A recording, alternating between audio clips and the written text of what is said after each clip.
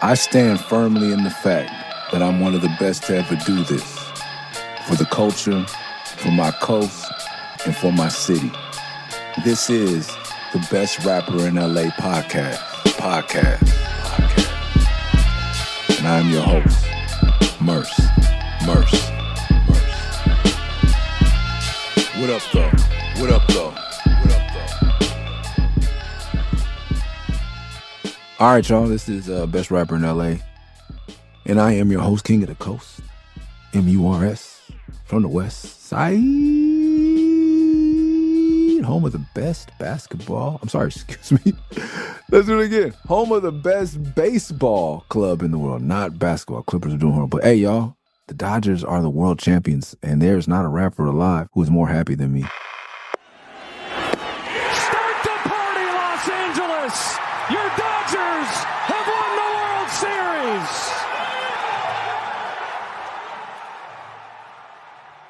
I don't just go to the games when I have a record coming out. I don't just go to the games to throw out the first pitch. I am a season ticket holder. We know this if you listen to the podcast. Yes, I'm throwing shade, fun shade, funny shade. I don't care. Ice Cube and whoever. I'm glad to see any black people at the stadium. Shout out to Brooks and Wood. They have a shirt that said, "We need more black people at the stadium." That's so true. Fans here to throw out tonight's ceremonial first pitch. We have with us a rap superstar who has also starred in Boys in the Hood, Friday, and Right On. Coming straight out of Compton, it's LA's own legendary Ice Cube. So for real, all bullshit aside, I honestly don't think Thug is one of the best rappers in LA because I really be at these games. I really suffered a lot. Mike Piazza, Hesop Choi, even Jeff Kent, Andre Ethier. Like, I'm not even talking about the years before those guys. From 88, bro. I think I narrowed it down to 1982 is when I became a Dodger fan. I could remember being a Dodger fan. My mother bought me the pajamas, the heather gray, wherever, I'm sure it was not JCPenney, Sears, probably Sears pajamas. Sears was a department store. If you never owned a fucking CD player, Sears was the fucking department store. Sears and Roebuck before my time. But the Dodgers, they fucking rule, and now it's a fact. It's a fact. I remember when I signed my deal, and it was I've told so many people about that. I remember being in Vegas and like by the beach, by the pool, and watching the Dodgers score on my cellular phone. I thought that was so baller. And I may have even had a newspaper, and the Dodgers were in for. I've been checking the sports section to watch the Dodgers record daily since I was a kid. I used to get the LA Times, the sports section and the calendar section. I would read what books and albums were coming out and movies. And then I would see how the fucking Dodgers were doing. Read every article in the sports section on the Dodgers. I was obsessed. And as I had more kids and I got married and I had a career, I got less obsessed. But when I had nothing else to do, it was important. And we didn't win for so long. And when we finally did win for the first time since 1988. 3-2 to Tony Phillips. Lansford down the line from third with 2 out. Steinbach on deck. 5-2 Dodgers in the 9th. Got him. They've done it. Like the 1969 Mets. It's the impossible dream revisited. We were inside. Okay? I'm going full out. I drove around. My wife, we had 2 babies, 2 under 2, as they say, which is hard. And my wife knew how much it meant to me. I couldn't even scream in my house when they won because the babies were sleeping. It was a hard time for us. And so she let me just get in the car and drive around. I just drove around with the windows down listening to the fireworks. Because it was also like, you're not supposed to be close to people. And we were, we didn't want the babies to get ill. And so it was just like, fuck. So then I just drove to the cemetery where some of my friends and my son is buried. And I just screamed and I cried. And I couldn't go in the cemetery. Cemetery's close. I just parked where near he was, and I just told him about it. And then I drove home. That was my first Dodger pennant as an adult. 1988, it was just, I could celebrate, but nobody in my house cared as much as I did. It was a party just outside Dodger Stadium last night after that last out. Fans cheering, waving flags, blocking the streets, and lighting fireworks, celebrating after the Boys in Blue captured their 8th World Series title in franchise history. Several cars were seen doing donuts near the intersection of Sunset Boulevard and Vince Scully Avenue, kicking up heavy smoke as crowds of onlookers cheered. This one meant so much. My kids were still asleep, and I couldn't scream. But the important part for me was screaming when they were making the error, screaming at the Yankees, because to see the arrogance of the Yankees fans as they thought they were going to get another one. I shout out to Kamani, was at the podcast. Shout out to Davey D, the people who asked for mercy. We gave y'all one. That was all you were going to get. And I DM'd Kamani, I said, that was it. That was mercy. That was it. You get this one, you don't get nothing else. And then they were up 5-0. And I saw that New York swagger, and there's nothing. That's what hip hop is birthed out of. That ego, Watch how I bring this all together, yo. But anyway, that ego, I saw it. And I was like, I wanted y'all to win one game just so you could have hope, because it's not fun unless for the rivalry's sake, it's not fun unless you can snuff out the hope. But when you get hope and then you get arrogant, you get hopeful and you get, like, shout out to the guy who said, stop, Freddie, please stop, Freddie. Like, that was cool, because Freddie Freeman was whooping y'all ass. I respect the humility and the honesty of that fan. The rest of the motherfuckers, you thought you was going to come back from 3-0? It's never been done. We're the ones making history. We do that. You don't do that over there. By the way, my stepfather would like everyone to know that the Dodgers were the first to integrate and the Yankees were the last. So take that L for that as well. Take an L for Jackie and everyone else that came after him. Fuck y'all for being late to that party. The hope. I liked it. For the arrogant people, I liked the hope. And then for y'all, so I was yelling in my house. The win was like inevitable. I kind of knew. Even when we got Shohei, I kind of knew. But you don't know. But I kind of knew. But when we've like had the few past years we've been so close, like it's just like, come on, let's fast forward to October and do it right this time. So we're here. By the time we win the 3-0, it wasn't a how, or it was just win. It was just win. And maybe a how, but I knew we were going to win. How, when, and where? Those are the questions. Who it was us. What it was the World Series. I selfishly wanted to take it at home, but, take it when you can. We're down 5-0. I see the arrogance and then fucking the errors. Arrogance and errors. The same sound, different letters if you want to be etymological, but still. Errors, errands, arrogance, Aaron Judge. It was all happening. The error. Whew. That's when I was yelling in my house. And there was a lot of motherfuckers, and what the fuck you thought it was? And I was like, they better do something. I'm yelling to the neighbors out the window. My neighbors are Dodger fans. They have a podcast. When I remember next week, I'll shout it out. I got it. I'm not drunk, you're drunk. And it's a Dodgers or a baseball podcast with a Dodgers emphasis. And yeah, that's when I was yelling. But when we won, the kids were asleep. I have 4 sons. None of them give a fuck about sports. They check on it like they asked me how my day was at work. In the morning, like, my oldest was like, did they win? Great. All right, good for you, buddy. Like, they treated me like me when when my sons this morning told me they were dragons. Okay, great. And like, oh, you're a group of men who have nothing to do with your actual life, did something that you had nothing to do with them achieving. Way to go, dude. Like, it's still all imaginary. So I was quiet when they won. But in the morning, I was like, man, are we going to go to the parade? I'm not a Lakers fan. I've never been to a championship parade. I've been robbed. And I've been waiting for this. Anyone who knows me closely knows. My wife definitely knows. But you have 4 kids. You have a 19-month-old, you have a 5-year-old, and you have a 6-year-old, and you have a 12-year-old. You're in Los Angeles. They're going to be, they estimated 100,000. There were over 200,000 people in the streets of downtown Los Angeles. Okay, look at that sea of blue and Dodger flags. If you're not doing anything right now, turn around and look at your television, because this just has to warm your heart and just calm your spirit and make you super excited about living in Los Angeles, the city of angels. I kid you not. It is so loud here. You're sitting maybe an inch or two from me. I can barely hear you. And I believe that's almost the fans that we're hearing from the parade, as well as those inside the stadium. Unbelievable. It's really just, it takes your breath away to see this. Los Angeles was not built for that many people to be there. It is not New York City. We do not have a ball dropping New Year's Eve. This many people congregating in downtown Los Angeles.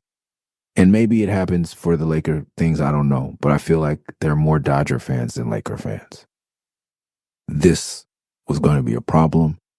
But as I woke up in the morning, I just got sad. I was like, man, like I sacrificed like being able to yell at night. I sacrificed, like I didn't buy any tickets to the game because I didn't want to go without my kids. Even though they're not into it, I just felt bad. I like, and spending that kind of money when you're a dad, like you got to pick and choose your battles. But if it was game 6 or 7 at home, I was going to probably break the bank or, you know, saying take the L with the wife and get a little side eye for it. I had to be there, game 1 was hard not to be there, but I was like, you know what? It's okay. I'm consoling myself. I was almost about to cry if I didn't get to go to the thing. So we turned on TV. I was like, at least I'll watch it on the news. And then my kids were like, oh, this is happening in our city? Like, then their L.A. came out. Like, my kids will tell you, I'm from Inglewood. I'm from L.A. It's in you, not on you. When we figure out epigenetics, they'll tell you, like, well, yeah, I'm from Inglewood. I'm from L.A. With that L.A. in them, with that West Coast in them. So they'll say it with their whole chest. So they're like, oh, this is happening in the city. We outside. Like, they're like, let's go. We're going to the parade. Can I get a Dodger dog? Can I get... Then it turns to the can I get? I was like, y'all can't get shit, but you can go to the parade. They're, all right. So we took public transportation from the Fairview Heights stop, the K line. This is all new. And when you take the K line, you go through Crenshaw and Slauson. And I love that it says you're approaching Crenshaw, Hyde Park stop. Get off at this stop for Nipsey Hussle Square. I hate that he's not here. He's one of the rappers that love the city, like I feel as much, if not more, than I did, and he would have been great to see him celebrate. But they said Nipsey Hussle Square, and I was like, fuck, that's just so beautiful to hear that over the intercom in the fucking whitest voice ever, whitest computer Siri voice ever. The next stop is Hyde Park Station at Crenshaw and Slauson. Exit here for Nipsey Hussle Square. Connect here with Metro and Dash buses. Never forgotten. So then we go all the way up to K to the E, get off at Exposition in Crenshaw. We got out for Taste of Soul. Taste of Soul is a big food festival run by the Los Angeles Sentinel, which is I think the last remaining and maybe the oldest black newspaper in Los Angeles. So it's near the Sentinel office, and in front of their office for a few blocks in Crenshaw, they throw Taste of Soul, which is a big, kind of like the Taste of Chicago. It's where it comes from. I've been to the Taste, and it dwarfs our shit. But as everything, all our inspiration comes from these. And watch how I can make this all work. Chicago gave us gangbanging and the Taste. So we have Taste of Soul. There's a lot of wonderful black food vendors and a lot of community stuff. Like, man, you can, work on your criminal record, get your blood pressure taken. It was like a lot of, get new glass pipes for your weed. It was everything. The black cops came out, the black firefighter, everything. I loved it. And so we just walked that. So my kids are getting familiar with the community. And then the Dodger fans start coming. And my kids see this, like black, brown, Asian, white, gay, straight, like everybody's coming out in their Dodger gear. And I dressed like my kids in as much Dodger gear as we could. And they felt the community, the tribe. And it didn't just look like they look. It's one thing, like Taste of Soul is very black, and I love that for them. But I also love that it was just like, we love this city. And now my dad is a psycho, screaming and jumping on the couch whenever the Dodgers players scream, fuck the Yankees, fuck the Cardinals, fuck the Padres. They've heard all of it. Eat a dick, like the worst, foulest things I've said to human, because my kids don't really see curse words as curse words, but they understand like when I'm demeaning someone, and I don't like to do that in front of them. But sports ball will bring the worst out in me. Now they see that there people say, fuck the Yankees, and my kids are the kids that are allowed to join in the chant. So there's hundreds of thousands of people in downtown. We get off the train, like I said, LA's not built for this, so the elevators at 7th Street are all packed up. So then they just open up the emergency exits, and man, it feels like they build these emergency exits. I feel like we need to take notes from Japan where they need to play calm music in these exits. Man, it's like the air was dusty. It felt like the end of the earth, and we're like climbing up, I think it was probably 13 flights of stairs. And we're also Los Angeles people. We're not living in the projects or like high rises. We're not used to this shit, bro. I was like, man, if this ever happens for real. But we know we had to go up the emergency exit because the lines were backed up. And man, it was just a time. Head was on swivel. My 6-year-old was able to spot the LAPD snipers. I didn't point it out, but he's doing the like meet the Fockers thing where you put 2 fingers to your eye and then point at the other person. He starts doing that. And I'm like, bro, don't do that to some drunk ass, whatever, Dodger fan. Like, we're the worst fans. Dodger fans who are Raiders fans, who are Lakers fans will beat the shit out of you. We are the most rumblingest piece of shit, jump you, literally stab you in the back. And I love us, but I'm just saying, we will fuck you up. We take this shit way too seriously. And so I'm like, bro, don't do this to one of these dudes. If I can say it like all super borracho or, you know, I'm like, man, I'm gonna have to knock a motherfucker out because my kid is eyeballing. No, this motherfucker had found the snipers on the roof downtown and was doing that to them. And my wife always hates, like, I could tell, like, when we've been to some spots with my wife, especially when we're dating, I could be like, all right, that dude has a gun, let's move over here. Or these dudes is tripping. Or like, I'm always on inner city survival mode. So I'm like, and I don't know if he picked up on that genetically, but I'm like, who are you doing? I was like, bro, don't do that to them. These niggas will like pop us, bro. They'll bust your melon. Not they won't, but I'm sure. And that's too, like, I know it's not popular. It's not popular, but I'd like to give a shout out to the police and the emergency workers who handle this, where I haven't heard of one casualty.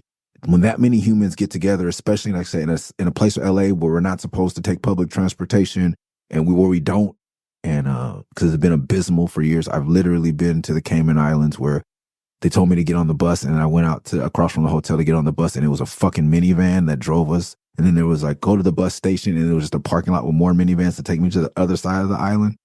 I've seen that shit was more efficient than Los Angeles public transportation. It is abysmal, and it is getting better, but it's still the worst public transportation I've been a part of, and I've traveled the world. I just got back from Cairo last year, and I just still kicking our ass. I may be exaggerating with Cairo. Cairo is crazy as far as transportation. Back to the point. Downtown, shout out to everybody who made it safely. Commercial, if you're a vegan and you're ever in downtown Los Angeles, go to OLAC, AULAC. Just before there's no impossible meat. Still have like some soy chicken and shit, but just beautiful vegan options from a Chef Ito, who I don't think has literally spoken a word in over 20 years. Not at all. If he gets pulled over, he writes notes. When we came in after our son passed away, and my wife and I, like, he cried, he came out with some herbs, but he still did not speak. Because he was asking, like, you were pregnant, what happened, blah, blah, blah, like with paper and, you know, like making signals. We communicate, she communicates with him. But anyway, the owner, the chef, Ito, the staff, it's an amazing, and it's fancy. It's like a fanciest vegan restaurant I've been in. I haven't been to the place in New York, but it's not super expensive. Nice little non-alcoholic cocktails, vegan cocktails. Check it out. That's my commercial. Fuck the Yankees was said a lot.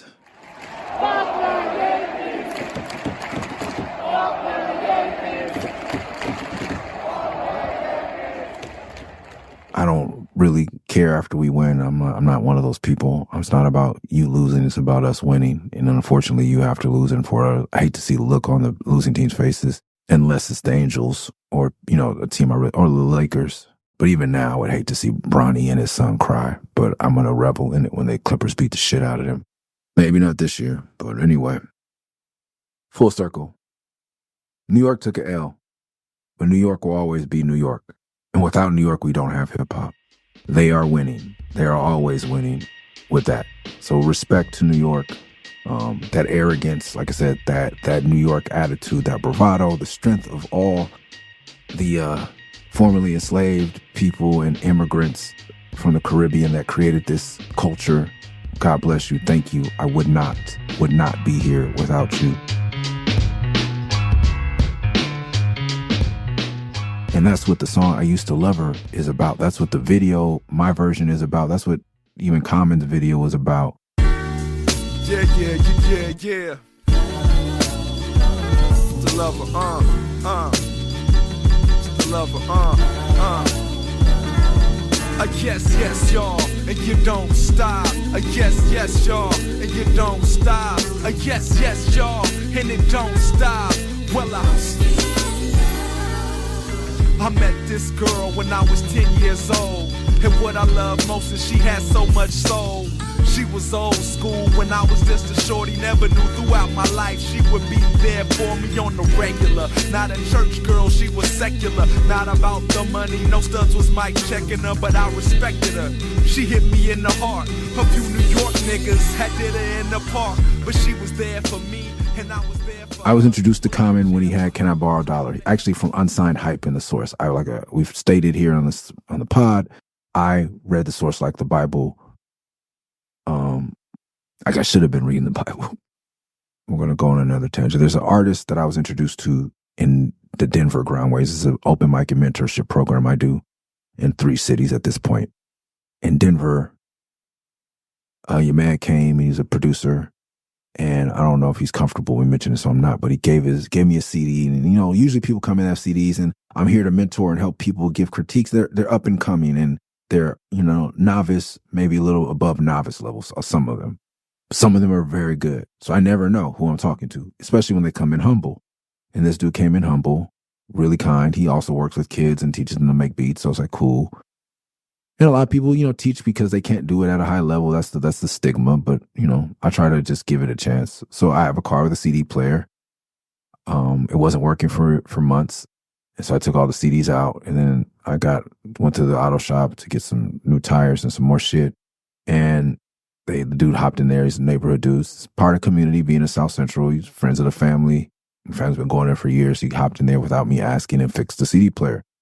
Cool. I don't have any CDs. I pop in this CD. It's fucking amazing underground hip hop. The dude who made it with the producer killed himself before the album was released. And he was talking to me about that in the 101, and it got some of these 101s, man, my mentorship sessions get deep. And, man, it was fucking amazing. I don't know what he was upset about or what the void was in him. And maybe I was like, if I could have heard this, I just would have been a fan. So then I play, and my kids are in the car. I have all 3 kids in the car doing a drop off, or 3 of the 4. The older ones are 5, 6, and the 12-year-old. And they're quiet. They're never quiet when I'm not playing shit. And when we're riding in that car, they can only listen to the CD or the CDs or the radio. They can't say, I want to hear this song. I want to hear this song. They know that. So they have to listen to a whole album. And everybody's quiet. And then my son goes, I really like this. My 12-year-old, I'm like, fuck, man. Even he gets it. I didn't say that I think this is amazing, but he got it. And I'm like, man, this dude had no idea. But I'm glad he made it and he put it out. Art is so fucking important, man. You just have to put it out. You never know. And stick around to see what happens. It could be years. This is almost 10 years after this dude made this, and it's reaching my son. And then there's a skit or interlude where they play Malcolm's voice, Malcolm X, a speech by Malcolm X. I fucked around and really had to hear I heard on Public Enemy radio, but like first time I really got introduced to Malcolm was Denzel's voice. So many kids, black or whatever, around the world sometimes their first introduction to Malcolm is through Denzel. Even to the meme that's the person who got a Malcolm X tattoo, but it was Denzel's face. My kids get to hear Malcolm's voice for the first time because of him, because of this artist and this album that he made. And I get to and I talk to them about who Malcolm is, and I rewind it and play the speech again. And it's the good one about sit-ins and not being a sit-down, but a stand up for what you believe in, a human being. It's not so good to refer to what you're going to do as a sit-in. That right there castrates you. Right there it brings you down. What goes with it? Think of the image of someone sitting. An old woman can sit. An old man can sit. A chump can sit. A coward can sit. Anything can sit. Well, you and I have been sitting long enough, and it's time today for us to start doing some standing and some fighting to back that up. That came through this dude who unfortunately is no longer with us, but just making art.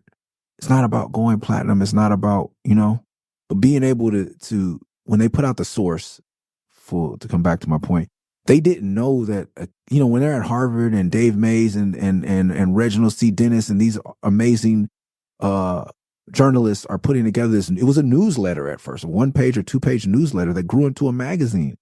And they said, I think it's politics, culture, and something like they're responsible for making culture, hip hop culture, a thing with me at least, and with the around the world to me.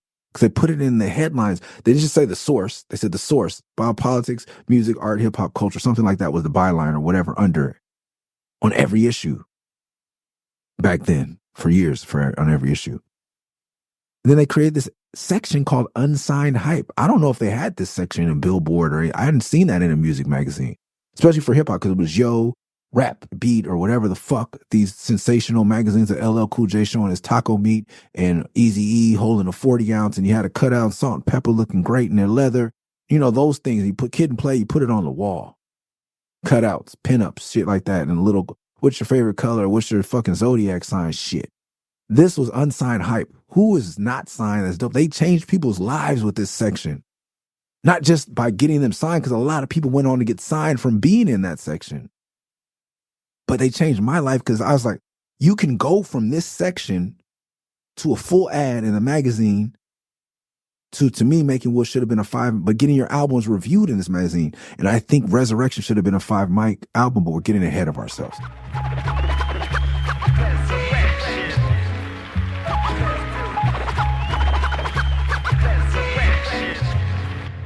Common was in the Unsigned Hype. Then next thing I know, he had an ad for Can I Borrow $1? And it was a rapper looking homeless with Can I Borrow $1? I'm like, that wasn't happening.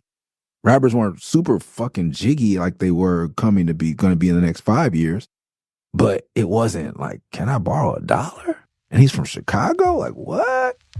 I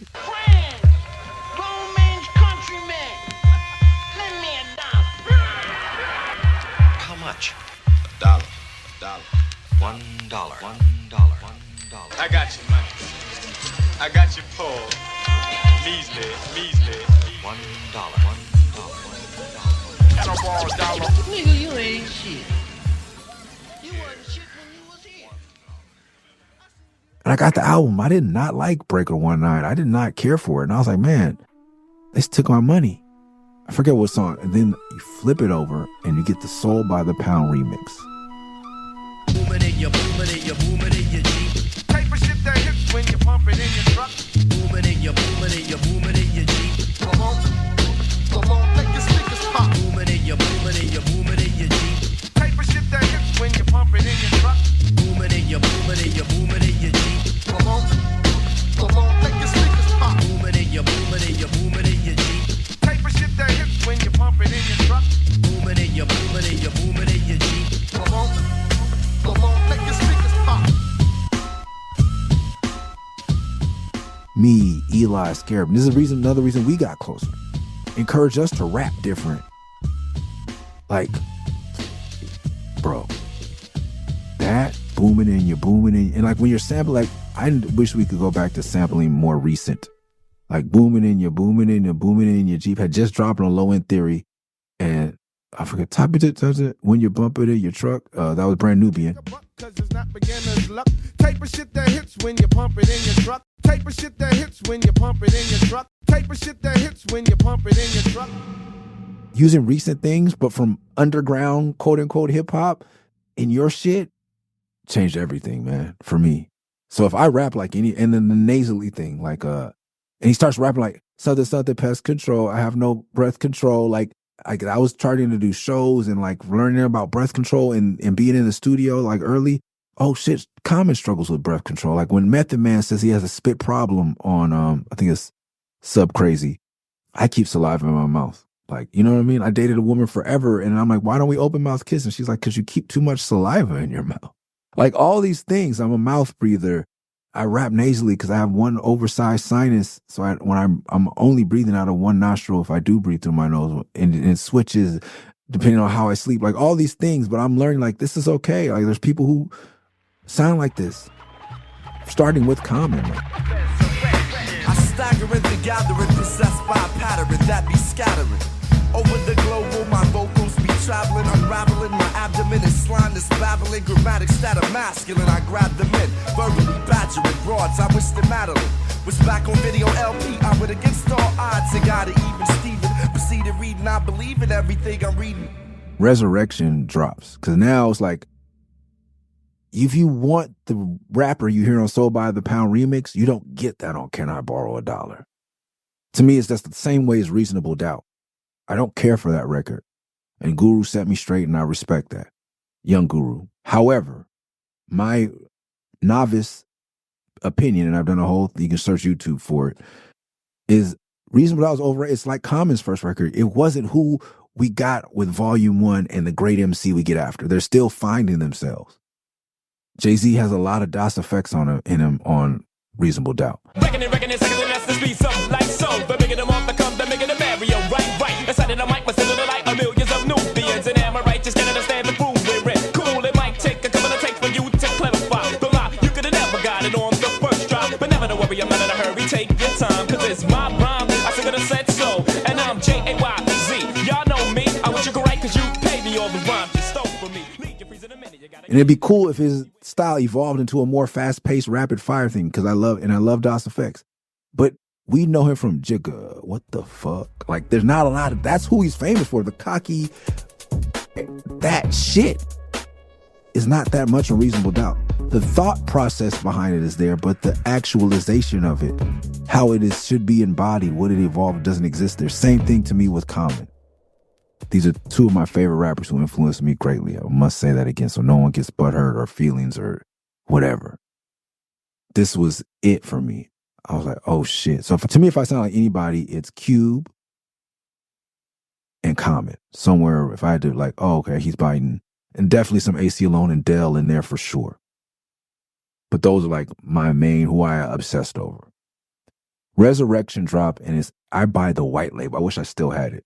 The white label came in from, because this is LA, so every A&R, street team, promo, marketing rep is heading to Martin's Records on Pico whenever they get some wax, a couple that they're supposed to send out to college DJs. If there's any extra or they don't even make it to the college DJs, they sell it for $3 each. You know, you get $75 for a 25 box full of wax. That was the streets. Somebody came down with a bunch of white labels from Communism. Martin bought few because he knew me, or it was Darren, whoever worked there that day, knew that I would buy it. I didn't need to see a cover. Common has a new record. This is the white label. It was Communism. Instrumental, a cappella, I think maybe a clean version. It was not I Used to Love Her. This was the first, to me, like they're dropping this to get buzz. It didn't even say relativity on it. It was a white label. Could have been bootleg for all I know if I didn't know that it was coming straight from the label. I bought that Communism. Com compromised, Com made a promise not to commercialize or compound. And I tell you, as you look at my career, like there's a lot of alliteration. It starts a lot with that. I never heard anyone rap like that. I don't know if anyone rap like. And using words that I'm learning about communism, like I'm like, oh, this is it, bro. This is fucking it. Compromise, made a promise not to commercialize, but compound the soul with other elements. Compelling sits in the communism.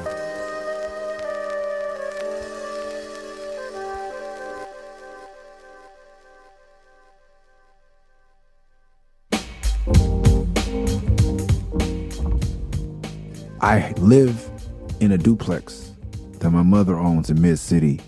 Someone rents the 1-bedroom next door. We live in the 2-3 bedroom on top or to the side. We share a wall. My brother and I share the master bedroom with a little, like, I won't call it like there's an awning they built out onto the top of the roof. Like a sunroom that's fence closed in. That's where I put this table that I was supposed to do homework on, that my mom now has no illusions that I'm going to sit there and do homework. When we moved to this house, I put it up there. My uncle gave me a Techniques record player. I bought a Gemini. My mom did the thing for Christmas. Like, this is the type of family. I work at the cleaners. I do the chores. I clean. I cook dinner. My mom gives me a little extra bread. This turntable was $250. I could not afford Techniques, but I gave him $125, and she, for Christmas, gave me another $125. I put $100 and something down on the mixer. I got one Gemini mixer, one Gemini turntable. No, sorry, I got the turntable first, and then I got the Radio Shack mixer that everyone had that clicks in the middle. And that's what I had, a Techniques belt drive. Belt drive, people, you can't scratch on a belt drive, but I did anyway. And when I went to the sound place to start my savings to find out how much everything cost, I was able to purchase, or they gave me a slip mat, so I put that on my belt drive.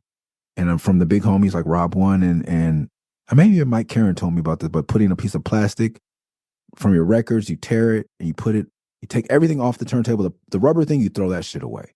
Then you put the plastic from some inner record sleeves, the thin little plastic. Then you put the slip mat, which is a little cotton fiber circular disc thing the size of a record. Then that gives you to be able, so the record slips when you go back and forth. There's a whole technique to DJing. So I'm learning that, but still with the belt drive is hard. So I have a belt drive technique and a Radio Shack mixer. I upgrade, and on this desk, I get over 2 Christmases, I save up, or maybe a Christmas and a birthday, I get this mixer, then I get this direct drive turn Gemini turntable. This is the setup where, thank you, DJ Jedi, for giving me credit. I've heard through the grapevine, DJ Jedi, who does Motown Mondaze, DJ for Diggable Planets. This is where me and Nicholas and Terrence, before there was Murs and Jedi, Tech Nine and Ill Styles, I think that was his rap name, learned mixing, blending, everything. This is the setup. And I have a bunch of records. Jedi would get so mad, I would just throw my records on the floor. I'm a messy person. I'm messy as fuck. This communism record stayed on there, and this all plays into it. And then so there's windows on the side of this deck that open out to the neighborhood and the roof. And it was like clay shingles. So I cracked a couple. I used to smoke, keep my pipe on the outside of the window, and I would smoke and blow out the window or hang out the window, sit out the window. There's no screens on them because you really couldn't reach them unless I did, because I was sneaking out and sneaking in, or when I get locked out, or so I would climb out on the roof and smoke cigarettes and BDs and weed. But I also would play with music so that, like, we had the hangout house. I think we established that. Like, we had the basketball court, we had the weight bench, and you could smoke, and we had E&J, I sold weed, like, so even though we didn't gangbang, everybody who gangbanged, those were gangbang activities back before there was fucking PlayStation. You lift weights, you hoop, you smoke, you drink. Our house was the kick it spot because my mom worked a lot. And she did. For her, when she grew up and found out later, she's like, what the fuck? But, like, she loved, like, Terrence would stay for dinner. You know, we talking like my homie Booth got out of jail. He was in jail. Rest in peace to Booth, one of my good friends. Or one of the good, we didn't stay, it's one of the best friends I've ever made, thanks to hip hop culture. Tagger, shout out to everybody from MTA. Amazing rapper, freestyle, but lived the culture. When he got out of jail, my mom was like, he needs a place to come for Thanksgiving, come on. And he definitely, like, was hip hop to the core. Giving me tips. Like, he's the reason I moved to Santa Cruz and even met Mystic Journeyman. I don't feel like maybe we missed these stories because we started the podcast at For Real. But yeah, Booth called me from L.A. County Jail, like, cuz, like, I'm like, you good, bro? Like, you know, who do we need to send up? Like, dude, aren't any homies with you? Blah, blah, blah. He's like, hey, cuz, like, all I did was play crazy, and they sent me to the psych ward, and now I get pills, and I just be punking people for their meds. Booth was a terror, bro. Booth fucked a lot of people up. And but I can only explain it as like psychedelic cripping. Like, he would be on acid, shrooms. Like, if you went out with Booth, it's later how Shock G described Pac to me. He's like, you got a homie, Murs, that when you go out, you know it's gonna be some shit. He's like, I love Pac, but I would hate when he would call me to get out. Like, we gonna fight the police. Something's going to happen. And that's what it was like. Booth would be like, let's kick it. And I'm like, bro, we went to a comedy club. We were walking in front of a comedy club, and he got in a fight. Like, let it be like your tag bang. So let it be somebody from a rival crew is up already. But just because, bro. So when he got out of jail, Liquid Swords, like, I would play him Liquid Swords. I think he would ask me to play it like over the phone while he was in jail.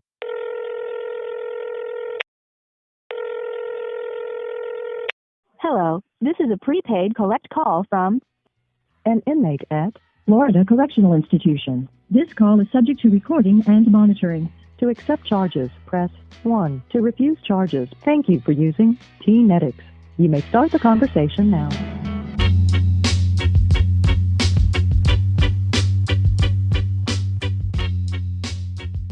And then we got out, he played, like, he had the tape in his personals, or whatever they call it. And so when he got home, like, we put it on the thing, and we're in the backyard of my house. He's doing windmills on the concrete. I remember, like, a bootleg Duke basketball jersey, and windmilling in a jersey with no shirt on underneath, like, scratching his shoulder blades up. He's so happy to be out. He's so happy to hear this song. Like, motherfuckers, when you make this shit, you don't know what you're doing for other people. And I have to remind myself of that. Like, I was happy to see my bro. He didn't have family. He came to our family house for Thanksgiving. And then later, he would be the one to be like, hey, cuz, you got to move to Santa Cruz. I'm eating steaks. There's no BBs at the grocery store. I'm racking no BBs at the Gap. Like, because Gap was a lick, because you could steal from Gap and you don't need a receipt because you can only get Gap clothes at the Gap. And that's how you would get money, or we would get money. Like, it was the whole thing, bro. Shout out to Topper, legendary rapper, graffiti artist. I met Topper through him. And yeah, it was because of him I moved to the Bay. I met a girl that was going to Cabrillo, not to UC Santa Cruz. Her cousins were going to UC Santa Cruz. And me and her cousins were going there. Her and her other male cousin from Inglewood, Hinnock, who I grew my dreadlocks like, moved in and went to community college. It was like, that's like, you know, when you get out of the hood, like, if you got a cousin going to university, we'll go down the street to the thing, and just, it's a movement now. But if I didn't know Booth, I might not have moved. Booth was up there. Back to the thing. So this is my house. So I would play certain records, and I played the fuck out of Communism. Then I Used to Love H.E.R came out. I played it for a while. And of course, like, there's a line, like, she brought to the West Coast, and that was cool. Around the same time, I went away to school, and I'm a man of expanding. Why should I get her away? She probably get her money in L.A. And she did, son. She got big pub, but what was foul, she said that the pro-black was going out of style. She said Afrocentricity was of the past. She dug my rap, that's how we got close. But then she broke to the West Coast, and I was cool, cause around the same time, I went away to school, and I'm a man of expanded. So why should I stand in her way? She probably get her money in L.A., and she did stud, she got big pub, but what was foul? She said that the pro-black was going out of style. She said Afrocentricity was of the past. So she got into R&B, hip-hop, space, and jazz. Now black music is black music, and it's all good. I wasn't salty, she was with the boys in the hood. So this was like, Ice Cube heard this out of context or saw the video, and it was a slight, you know what I mean? But around this time, like, this is when we talked about it, like, Mash Ace is coming with, like, the Slaughterhouse, like, niggas is feeling away. Like, oh shit, all right, like, y'all got, what? You know, like, and that's the thing, we're very sensitive. The earthquake culture, the gangster culture, like, you wear the wrong color, we want to kill you. Like, we have very big feelings, bro. And we're like Dodger fans, we're Raiders fans, Lakers fans, we're going to overreact, my nigga. Like, it's going to pop off. We are going to overreact. And that's what some people will say that the homies did. Some people say, as we perform, this is the reason Bow Down exists. And you got the fucking, I won't say the hex, but you got the juju put on you. Let's do this for the Dodgers, baby. The world is mine, homie, get back. Don't mess with my stat, the gauge is right. About to drop the bomb, I'm the West Coast John. Big fish in a small pond. Now the feds trying to throw that book at the crook, but I shook. They worm and they hook. Guppies hold their breath. They want to miss me when I'm tipsy. Running everything west of the Mississippi. It's the unseen, pulling streets with my Dodger ring. Got your woman, punk her up before we fuck her up. Bow down before I make a phone call. Got 25 homies running up on y'all for the cheese. Want them keys? Everybody freeze on your knees. West Coast, please. Before any of you Yankees get hard, homie, rewind my part, sing it. When you come to our town, when you Westwood pass, cause we ain't no haters like you. Bow down to a team that's greater than you. When you come to our town, homie, when you Westwood pound, homie, cause we ain't no haters like you. Bow down to a team that's greater than you, fool. And it was a wrap. There was no coming back. Respect to Fat Joe, but I wasn't going to save y'all from my ass whooping. It was up. From the time Cube said that shit, like, that's what this was born out of. Like, motherfuckers was taking shots. Like I said, I don't think the East Coast ever hated the West Coast. When I was 16 and I was so enamored with the Wu-Tang and Boot Camp Clique, and I'm walking on 125th back when it was like an open air swap meet and you could buy, I did my whole school shopping on 125th in 1994, 93. Legit Guess jeans and Tommy Hilfiger from the Boosters and Polo, and going up on people's stoops and they run in an apartment and come out with, oh, what you need? You need Hilfiger shorts this size, boom, boom. And some of it was bootleg, but it looked great. I bought my first copy of Juice on VHS. Everything is out there. It was amazing. Fuck Giuliani for that. It was an amazing, and I don't know what it was like to live there. Maybe it was horrible and everyone's getting extorted, but I loved Harlem. I still love Harlem for that. When I got there and I started talking, they were like, you know, my mom was crazy. She'll tell you that she was scared from I was just like, okay, I listened to enough hip hop. I've read the source enough. I feel like I'm outside. I'm walking blocks ahead, making deals with niggas like, here's 60, give me these, give me, like and then I was like having problems, like, cause they're like, oh, I got these Snickers, son. Like, what you want from the Snickers? You got Snickers? You want Snickers? I'm like, I don't want a candy bar, bro. I want clothing. He's like, sneakers, bro. Sneakers. Like, cause we're with a heavy R, sneakers. Yeah, oh, sneakers. What size you? Oh, we ain't got your size, son. Where you from, bro? I'm from L.A. Ah, shit, you know MC8, son? Oh, shit. Yo, and he's calling people over like, he's from Cali. Yo, you know MC8, nigga? You know MC8? Yo, son, you know MC? So I don't ever think it was a thing where they hated the West Coast. I think they hated certain groups from the West Coast because they were so West Coast. Like breaking was bad. It was an insult to any real B-boy. I can see that now as an adult.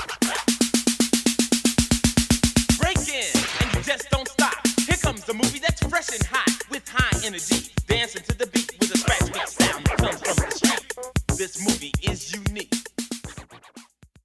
And, you know, there was a dude that had a Jerry curl in it. You associate that shit. You know what I mean? Like, I get it. But Ice-T was there, and Ice-T came with 6 with more. He redeemed us. He was in breaking. He cleansed us. There were some real ones in breaking that got a break because of breaking, so it's good. Shabba-Doo, Papa Top, like they're legends. But I get it, bro, why they were mad.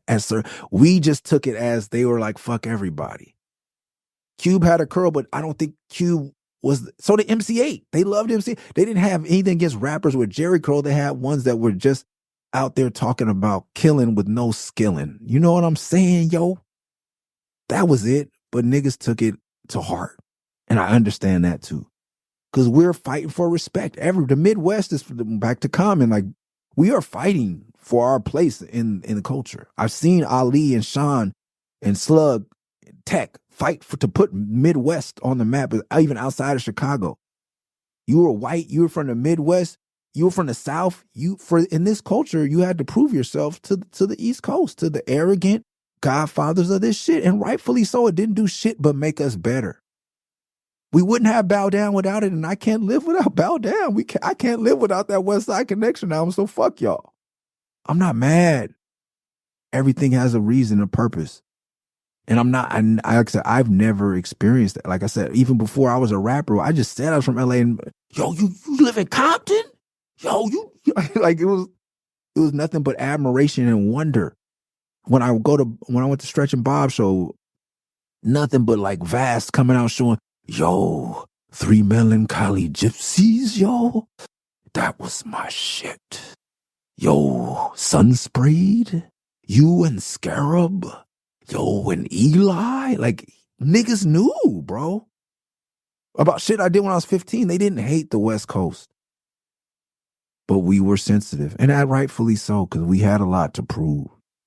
We were late. Things didn't come through the internet. They came through the mail and cousins with dub tapes. It all makes sense, and there's no judgment or hate. It's all love. But when I played I Used to Love Her, I didn't hear that. I just heard a great story, and at the end of the thing, this girl I'm talking about is hip-hop. The video, as I've described here, Anacron sat home and watched the video and learned to do 1990s from watching that. Like, you never know when you're making these videos on film, and you're sending them out to the world. There's a kid who's sick at home from school, and he's watching that video 100 times and learns how to do 1990 and goes on to be one of the best breakers and moves to Chicago and goes to college there and joins a breaking crew there. Like, this shit imprints from Unsigned Hype and printing on me and knowing like you can go from a demo to, I really did go from, I never shopped a demo, but I went from being Unsigned Hype, not in that section, but like in Independence Day, which it eventually evolved into getting my name mentioned there, to having a hip hop quotable of the month, to having ads in that magazine, being interviewed in that magazine, because I saw Common do it. But people heard it. So then when Cube got a hold of it, they made West Side Slaughterhouse. Microphone check, 1 note from the West Coast, Bella, and tell her I cuss like a seller when you see her, she's a donor. Moved to California, blew the bitch up and put the gangster twist on her. Sunny Southern Cal, it never snows, niggas yelling, haze and ho. We jumping out out of 6 foes. When it comes to gunplay, we vets. It's West Coast for life, no crews, only sets. Well, it's the dog, breathing out the smoke. Got my whole gut is gangster shit. Dying at a click. All you suckers wanna diss the Pacific, but you buster niggas never get specific. Used to love her, mad cause we fucked her. Pussy with bitch with no common sense. Hip hop started in the West. Ice Cube bailing through the East without a vest. You know, as I look to my right and to my left, I see motherfuckers staring like they wanna step. But, you know, I used to love her, mad because we fucked her. Like, the Crips in my neighborhood, the hood dudes. Now, as I'm playing, like, I used to play shit, niggas used to get up on indie and underground hip-hop from what I play out the window. Hey, cuz you can't play that Common. Literally. Common, they didn't know who Common was until Cube dissed him, and then niggas knew the song, went back and listened to the song, and then was like, nah, cuz we not having it. He dissed the coast. Niggas up. Like, fuck him. I'm like, damn, not Common, bro. I'm listening. I was like, have y'all heard Watermelon? Whatever the fuck on there. Like, give me some watermelon.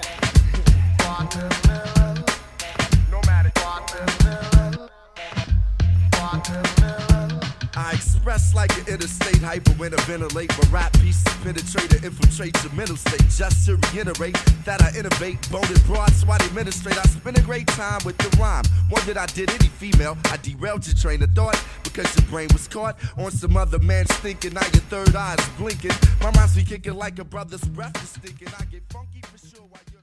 he got bars. Have you heard like the fucking niggas be rolling skit? Like, oh, they come on, y'all. Nope. It was done. And I was like, fuck, man, this is whack. Because Resurrection was one of my favorite albums. One Day It All Makes Sense is my favorite by Common. It's not his best. I won't argue with you, but to me, that's my favorite Common record. Envisioning the hereafter.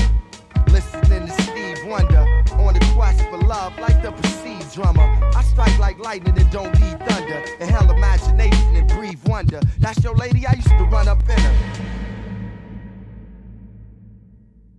Then he made Bitchin' You. Karma is karma. Like, you know, people say like it happens. You could like Drake made back to back and won a Grammy, and then, you know, what happened after that?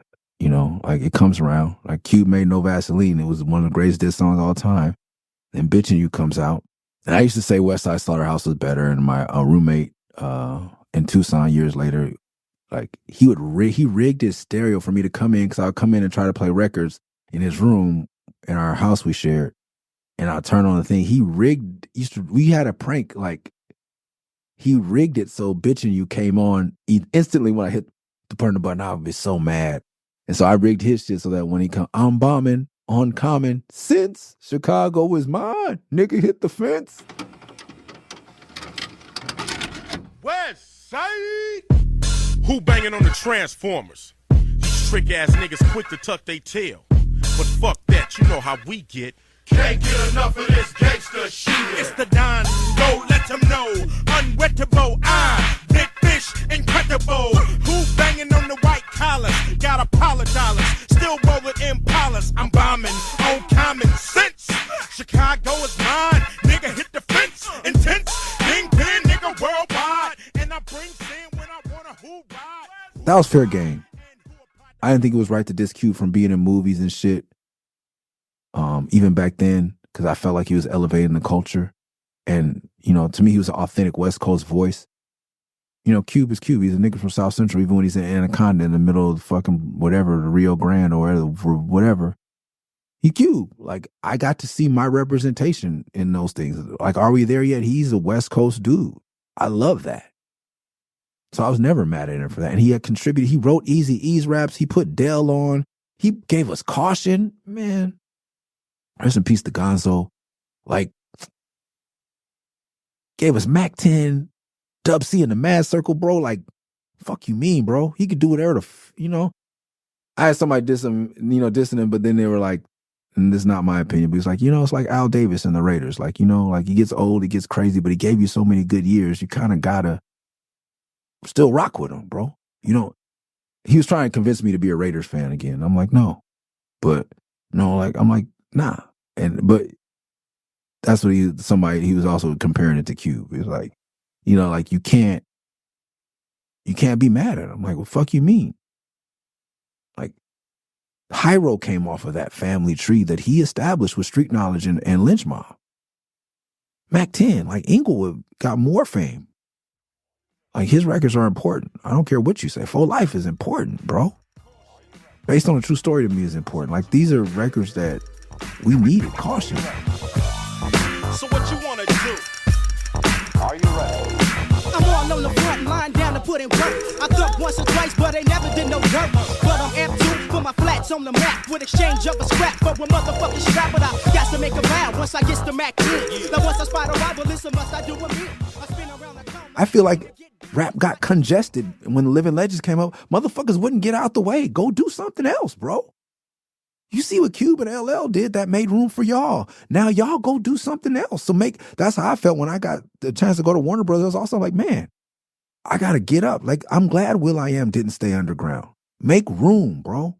In the words of the great Alcoholics. I kick up dust when I bust like I got the alcoholic crew. And what we're here to do is rock a show, knock a hole, and crack another brew. Make room for the crew with beats that don't. Make room for the crew with beats that don't. Make room for the crew with beats that don't. It's the licks, baby. It's the licks. Niggas want to get up and rap and rap and rap and rap. Man, fuck that. That's what Old Dirty said, bro. Yeah, man. There's all stuff, a lot of stuff from we talked about that song on the first one. I talked about Commercial, my first tape. That's where the BRLA Rest Rap podcast should have started. But I always felt like that, man. Like, fuck. Like, and I love that Cube still puts out records because he wants to, and he tours because he wants to. That's the effort we need. LL took time off and came back with a great record. That's the type of shit. I'm not saying quit rapping, bro. But come on, bro.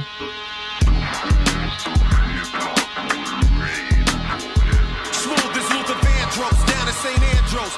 Shower on the yacht while we popping the pop smoke. Somebody tell immigration them cases is wardrobe. Succulent juices, we sip juices in Bordeaux. Never losing my memories of farmers in Ogo. Before check out the melody, his neck was a light show. That's light dough. Always gotta come with the right flow. We like dough. Learn that from Chuck Rich and Alpo. Uptown so. Now we out here running with Billy Goats. It's natural. All right, and we're going to take a pause there. And that will be part 1 to this episode. Stay tuned. Next week, we'll get into part 2.